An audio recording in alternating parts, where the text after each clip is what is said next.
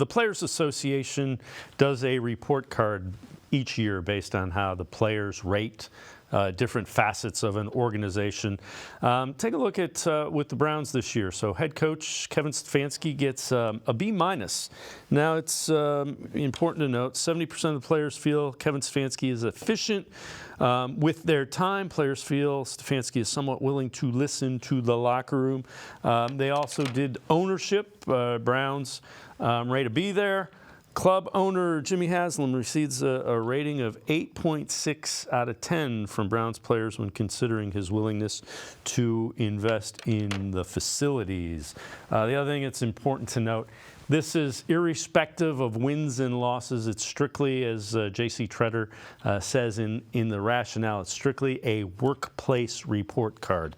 It's kind of interesting, Quincy. I don't know that I make anything about it, but it's just kind of interesting.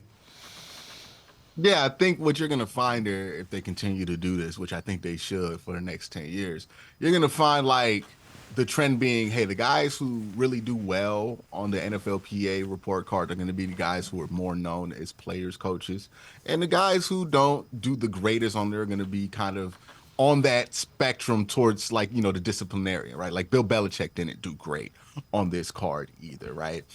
You don't want to be where Josh McDaniels was, where he was at a D. Like you clearly don't want people like to not like coming to work, but you do want to be in that respectable range. I think there's some room for improvement for Kevin. I think they learned over the last few years, right? Because if they would have did this test a couple years ago, I don't know how high they score on it. So I think they're learning, they're continuing to get better, more in tune with what the players want. But, there's a balance. You can't just be all the way over there, right? You have to have some balance of what you want to do as well, and what's good for the overall team. So, yeah, I think it's an important thing to watch, but I think it's also important that people don't overreact to the grade one way or the other.